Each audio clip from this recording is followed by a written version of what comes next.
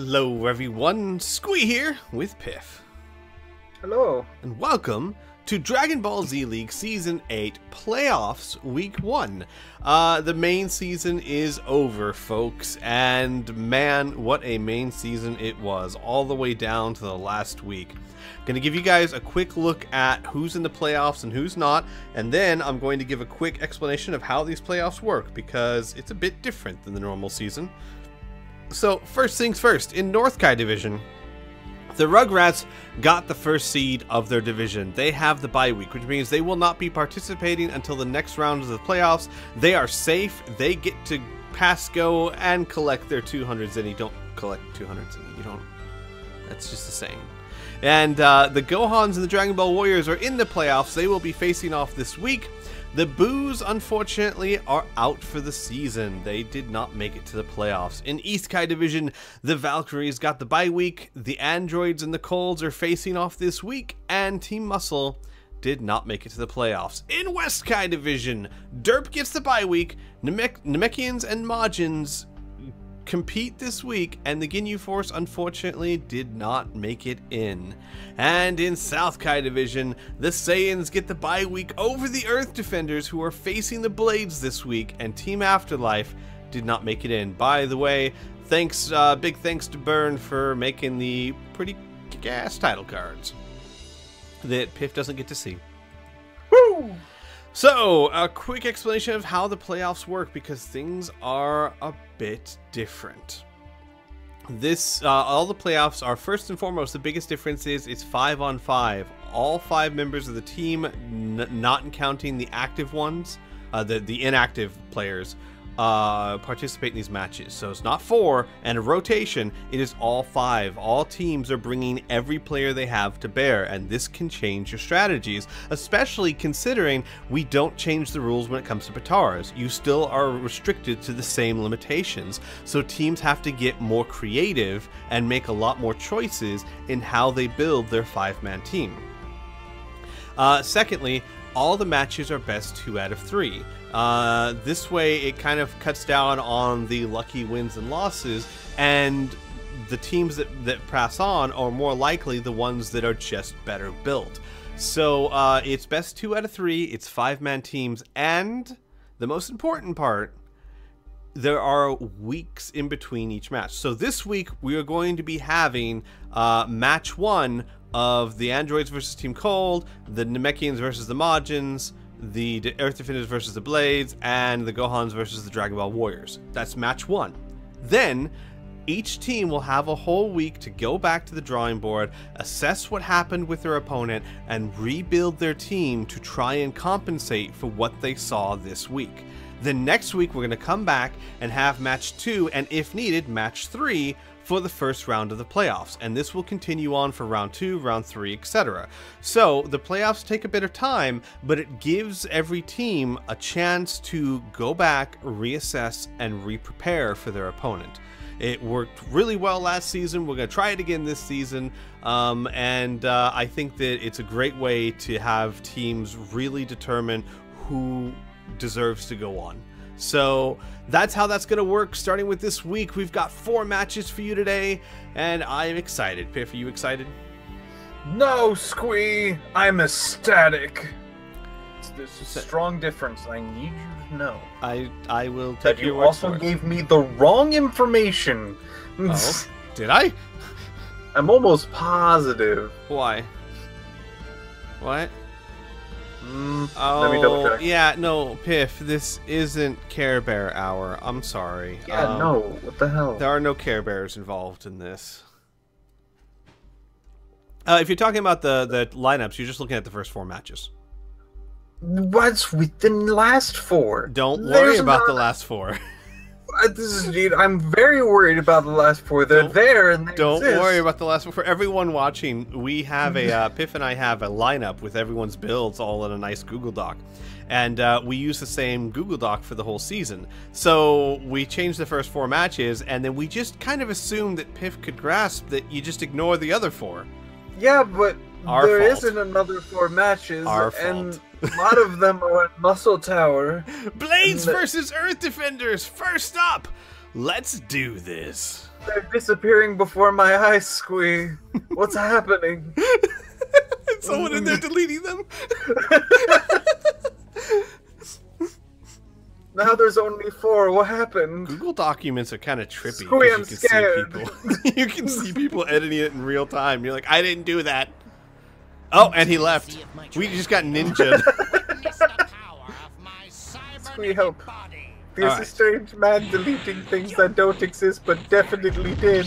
Alright, so it is the Earth Defenders versus the Blades. Now, it's very clear, in my mind at least, Earth Defenders have the advantage here. The Blades have their work cut out for them, undeniably. Earth Defenders, one of the best win-loss records of the season. Very powerful team this year. And the Blades, while they improved a lot towards the end and managed to get their way into the playoffs, they have quite a few obstacles to overcome. Yeah.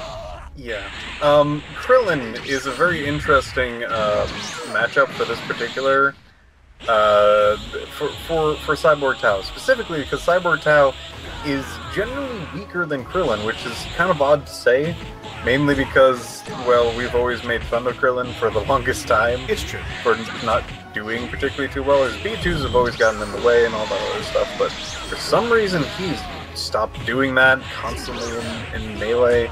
But for the Cyborg Tao somehow is actually sticking toe-to-toe with Krillin. Yeah. This is actually pretty impressive, because Krillin usually would mop the floor with most other people. But it looks like both of these are just going toe-to-toe with each other, which is ridiculous. Well, it's like I was saying, the Blades did improve as the season went on, and maybe they finally hit that groove, and just in time. Because the nice part about the playoffs, if you're an underdog team, is that you're starting on a clean slate. It does not matter what your win-loss record is. All that matters is who walks away from the field a winner. It's true. Twice. Who walks away from the field a winner twice. Twice.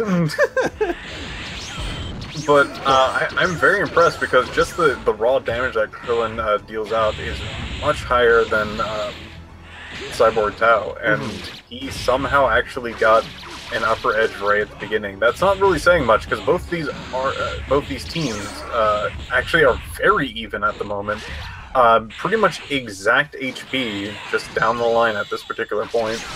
Ooh, Tien dodging one of them to get less damage. That's not bad.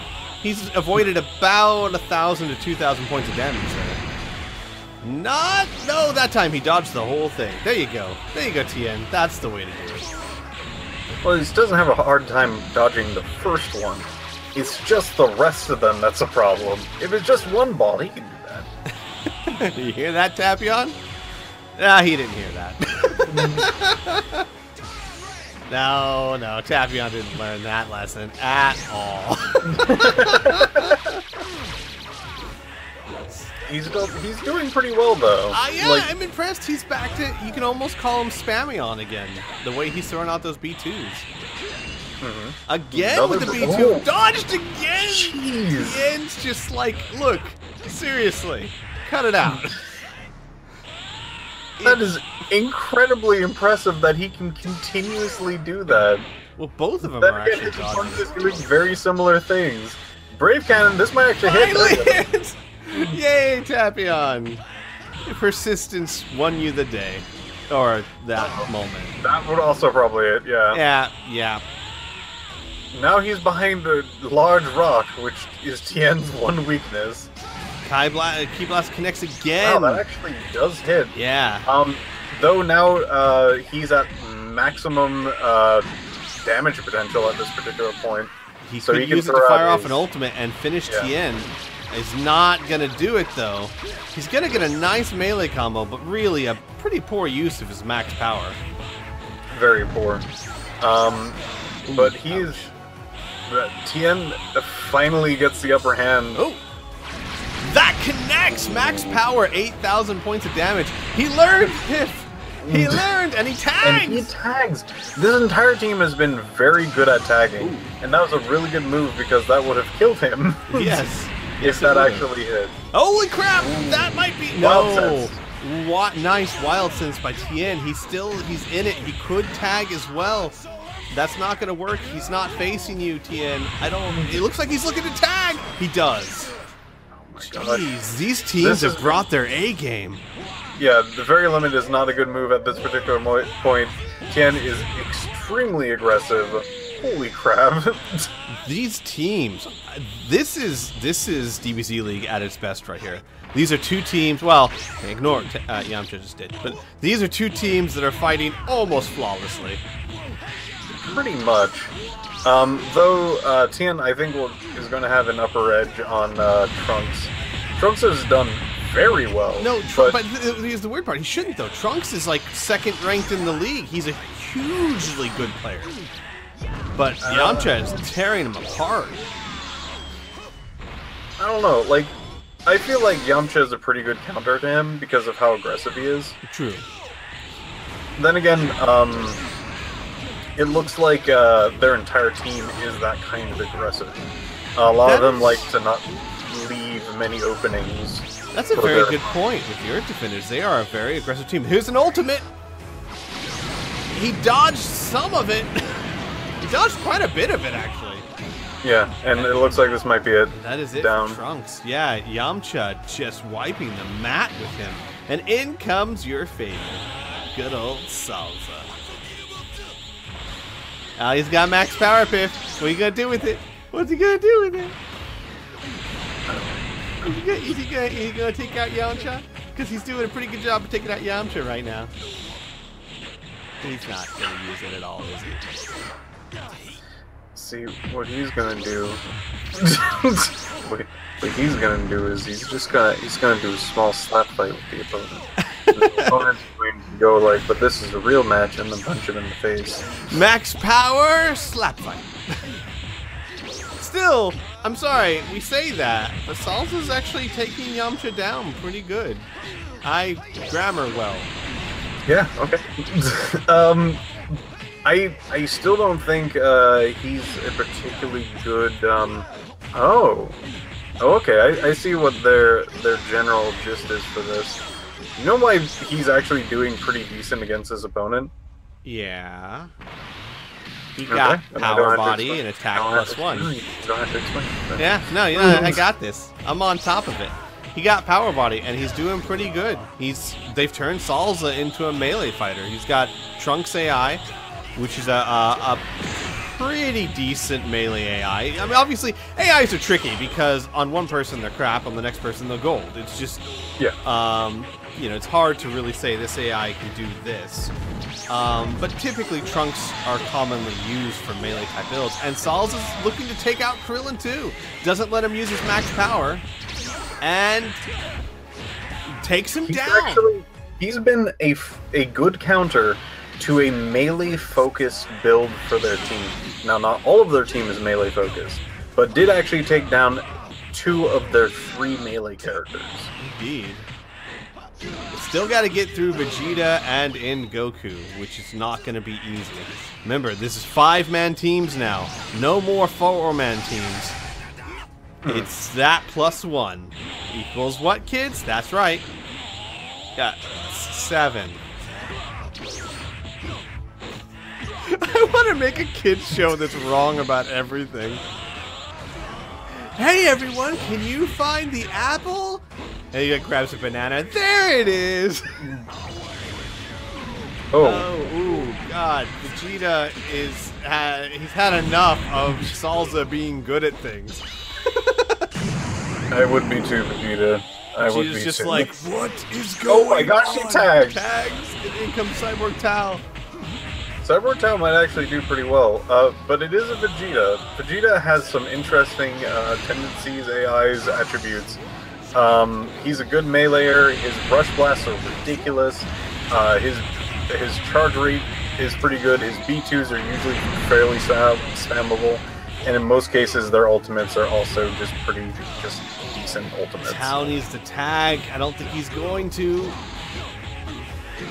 I don't know. He's doing some he good just damage. did 10,000, 11,000 points of damage from a melee combo. Jeez Louise. Cyborg Tau, attack +2, serious, light body, and eternal life. Well, that's a melee build if I've ever seen one. Yep. And he's only And alive. down goes Vegeta. Holy crap. I'm surprised by this particular turn. That was unnecessary. That was all kinds of unnecessary. So it's down to the last two for the Earth Defenders. I think the Earth Defenders may just be frustrated because this team's doing so well. There's a lot of characters that I'm actually surprised by, where Cyborg Tau is doing incredibly well. Like, supremely well. Salsa, he might not be very good, but if you just kind of luck out and find somebody who doesn't have a counter to Power Body, he should do surprisingly well. What matters most is, compared to his normal performance, the improvement is phenomenal, and it's thrown the Earth Defenders through a loop. I mean, it's nothing sucks more than coming into the guy you think you should be able to walk over, and he takes down 2 of your players. Yeah, and starting to go through player number 3 or even 4. I can't remember entirely how much he's actually been out here, but Salsa is actually doing well. Yeah, he is. Holy crap. And keep in mind that Blades still have Super Janemba, who hasn't even touched the field yet. They are in a huge lead right now, and that's going to make it even more. 11,000 points of damage, and the Earth Defenders are struggling. I was going to say at the start of this match that if the Blades were going to have a chance, they'd probably have to lose week 1 and analyze what they did and try and counter it for week 2. Now, I'm flipping that. The Earth Defenders are going to have to go back to the drawing board and figure out why they were annihilated. Right. Holy cow. And in comes... now, it's not over. We've seen teams come back from this. But Super Janemba is a competent player, and Tien is more built for defense. I don't think Tien can do it. I think he can. Out of all the characters I think can sustain an entire fight, I think it's him. Even though he's getting the beats crapped out of him. You still hold that? You still think you can do it? If anyone, it's Tien and his ridiculous defense build. I don't know. I think if anyone, it's Omega Shenron with a broken build. If we're being honest here, and it's saying anyone. If I was in there, I would win. Nice gymnastics there, Janemba, but not really what's the point. And there you go. Impressive. I just have to say, yes, incredibly impressive. Janemba, for some reason, flying all over the place. He's just toying with them. Don't toy with him. Just end the match, dude. You don't want to toy with him. Of anyone, it is not him to toy with. Right. I told you, his defense build is actually pretty darn good. There he goes. Just playing it safe. Taking him out from a distance. And holy crap, the Blades take round 1. I'm not sure anyone saw this coming. If the Blades were either holding out on us, or more likely, over the course of the season, especially towards the end, they started slowly figuring out what works for their players and have just come to the plate with my words fail me, but if this is what we're going to see during the playoffs, holy crap, look out, people. The Blades are coming. Yeah. Yeah, they are. On to match 2. Match 2! We have the Majins versus the Namekians. By the way, all of these divisional matches, you know, so you know. The Majins versus the Namekians. Both these teams have had an interesting season. The Namekians, a very powerful team that struggled a bit. They just didn't have the wins they should, given their performances. But they're in the playoffs now, so none of that matters. What matters now is getting that win. Same thing for the Majins. A poor start to their season, but they slowly improve enough to make it into the playoffs, and we'll just have to see if they have what it takes to make it to the next round. Majins, Namekians, let's do this. Unlike the last match, which was I feel like an upset, to be completely honest. I thought the Earth Defenders was actually one of the teams that would go all the way to the finals. Mm-hmm. One of the teams that I would actually put some chips down on. And I believe the other one is just going to be the androids. Those are the teams that I look at and go like, they're probably going to go far. Probably. You know what I just noticed? The Majins traded the small wrinkly guy for the small non-wrinkly guy. Right. I don't know. I feel that the Majins really... I feel that there's something with Bobbity that they're not tapping into. Because I keep seeing him like benched and like removed for most weeks and all the other stuff. I look at it and go like, I feel like there's something there and it's just not being utilized. I kind of feel the same way. Maybe not being utilized, or at least not being realized. I know as a coach, you know as a coach, that sometimes you can see it. You can see the potential there, but no matter what you do, you just can't seem to draw it out.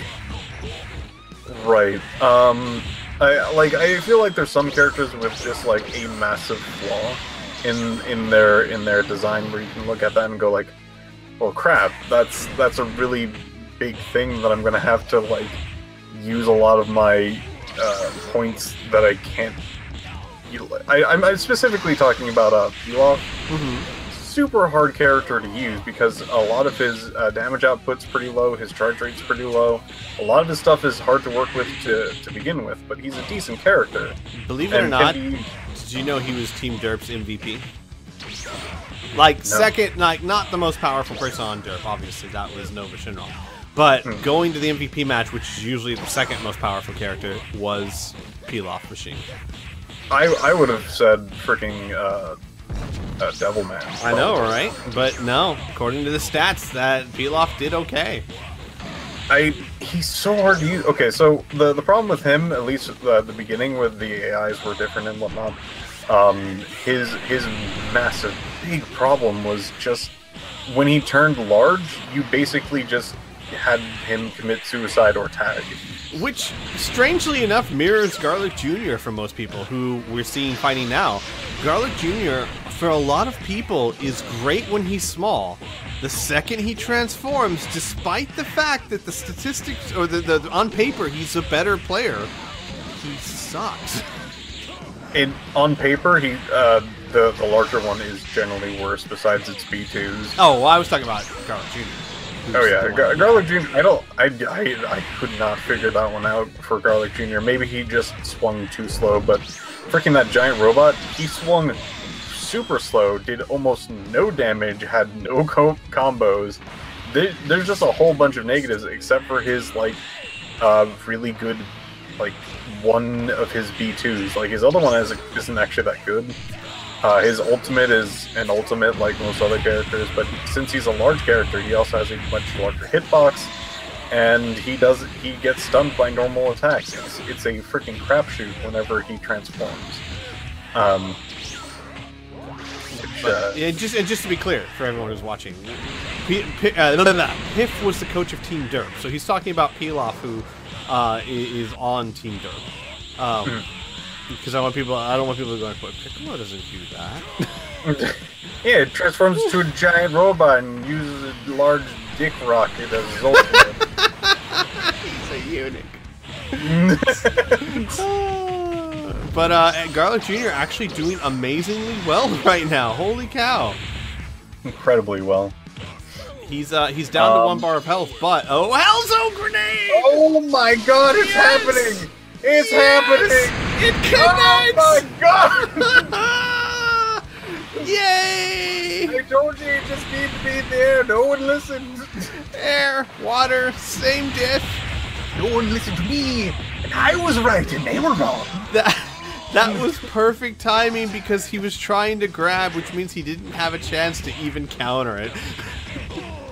Oh, that was brilliant, late Piccolo. And we'll see you do that once next season too. But they are the crazy ones. Oh wait, looks like Namekians are looking to tag out early, maybe? Just saw Tambourine step up to the what would you call it? The corner? Yeah, they tag out early. Gosh. And in comes King Pick. That was a good time to tag. That's going to get back a lot of HP. Yeah, he's going to get most likely going to be fully utilized when he comes back onto the field. 1 bar difference like that is basically a full character. Your name is High Speed Flash. Your name is Drop. He wins it. Doesn't go anywhere though, which is probably for the best for King Piccolo. Because holy crap, he won the High Speed Clash, and then since he didn't go anywhere, he just kept beating him. I guess King Piccolo didn't realize the High Speed Clash was over. I wouldn't stop punching either. I'm just like, oh yeah, I've done the High Speed Clash, and she probably just stop hitting him, right? Nice connection. His turn now. Princess's Pride connects for 5,500 points of damage. Not the Princess's Pride. That's something different. But still, I would love. Big. Some of your chat is like, can we see another Hell Zone grenade? No! Your name is Drum! Your name is Drum! Your name is Drum now! It's the only attack that does damage and legally changes your name. I've always wondered, like, at the end he says it seems you're not in the mood to talk. You never asked him anything. You never... All you did was spit out an egg that beat the crap out of him. How was he supposed to know you wanted to ask him something? I love the concept is that anyone coming in like, well, why is his name Drum? Because you beat the shit out of him. People don't grasp that concept? Oh man, King Piccolo, fighting hard. Again, like I said, Namekians, powerful team. Don't let their win-loss record fool you, which still is a pretty decent win-loss record this season. But don't let that fool you. This is a team that could go all the way. This is a team that you could see in the bowl. Mm-hmm. Absolutely. A lot of these teams have actually gotten to a point where it feels like they could actually make it all the way. Any of these teams, and that's impressive. There's been a lot of times where it's just like, oh yeah, this person snuck into the end point. We're just going to see him get out, and these teams are obviously going to be in like the last forward. But like now, it's like anyone could take anything at this point. I like that. I'll be completely honest, guys. I imagined. The only team I kind of thought squeaked by and didn't have much of a chance and were like huge underdogs in this were the Blades. And you just saw what happened.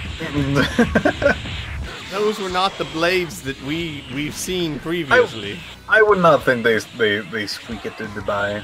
They squeak it by. They did not squeak it. They squeak it by. You take back the squeak it in! No! I mean, it doesn't change the fact that holy crap, they impressed me. In comes late Piccolo with 3 bars of health. Can we see another Hell Zone grenade? Probably not. Your name is Hell Zone. Probably. We should mod it to change the name to works once a season. We didn't work this season at this particular day. Yeah, like the name is just the date of the last time it worked. That would be entertaining. I would love that. Whoa, hang on. Sorry. Normally we try not to talk too much to the chat, but someone in the chat just said that Chris Sabat mentioned us in a panel in Phoenix. Oh shoot! Yeah. Holy crap! Piff. I hope he didn't say too many bad things about us. Yeah, like, you know, we toileted his house in love.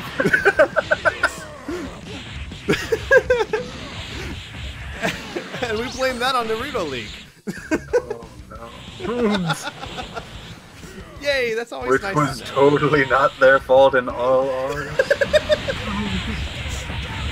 High-speed clash connects for 70. I was gonna say 77 points. No, that's how many hits. And of course it connected. It was a clash. It's 70. What's wrong with me? Points. What is wrong with me? It's not good. And Piccolo, King's gone. I was gonna say late Piccolo doesn't want to go down, but because I screwed it in my, it's fine. No, it's fine. I don't need to talk. Oh man. I'm actually legit curious of what he actually said, or is it just kind of like, oh yeah, and there's these people, and then just kind of stopped talking? That would have been weird. And now the chat's upset at me because no, we don't typically interact with you guys during the stream because people on YouTube won't know what we're talking about. It's not that I have you right next to my window, all of you. You are so close to Majub, you don't even know. You're like the wind peek into like the stream, just like rubbing against it. You're in real danger of getting hurt. Honestly, we should like pass out like what Gallagher does, like a plastic sheet or something. And Majub not doing so hot. The Namekians have just, well, I was gonna say are all over this, but quite honestly, the Namekians are only like less than half a bar in the lead. The Majub's been holding their own. No, don't get us wrong, guys. We toileted his house. We gave it a swirly. Oh my god, totally. We held his house down, and while Piff held it down, I flushed it. And had one of the little blue things in there. Yeah, and we said, "Where's the money?" And then he said, "The house." The house said. Yeah, the house said, "I'm going to take another look." and then we flushed the toilet, gave it another swirly, and now it has a nice little kind of reverse tornado thing on the top. It's pretty nice. High-speed clash again. You know how much I love that move, Piff. If there were not high-speed clashes in this league, how would I, like, do you think I could even? You would. You would just yell a high-speed clash and I'm like, squee. There's no high-speed clash. There'd be no difference. Ever. There's nothing. You're freaking just speaking like a madman constantly. So what you're saying is pretty much nothing would change. Nothing would change. Super Energy Wave Volley connects for 5,700 points. Damn! Midge!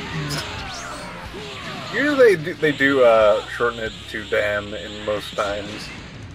Yeah. Damn. He's out. And it's all up to Deborah. Though, to be fair, it looks like this very well might be a match between Deborah, between Deborah and Temper. It's hot in here. I should really turn the temperature down. Is it hot in here for anyone else?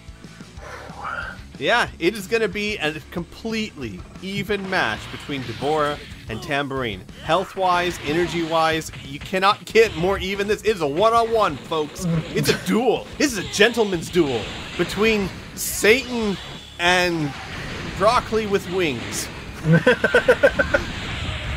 Broccoli with wings? Yeah, you heard me. Samuelson connects. Tambourine pulls in the lead. Chopped tea with wings? No, broccoli. Come on. Broccoli with wings? Broccoli. Broccoli. The superfood. And Tambourine is in the lead now by an entire bar. Yeah. And he's trying to charge right underwater. Let it happen. Both of them are going so slow in the water. Well, Deborah was going way faster, though. He's at max power. He could use this to his advantage. He could, but why would he? Yeah. That's a good point. Why would he take advantage of this in any way, shape, or form? I wouldn't. The sarcasm. It's palpable. You taste that? You feel that? I do, and oh no, this is not looking good for the Majins. They were completely even, and Deborah is just screwing the pooch. No, my fidget coin. Careful, Piff, you'll start a trend.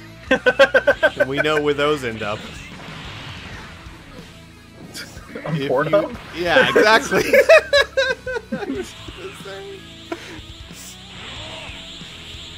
Why would you set this up for me, Square? This seems odd.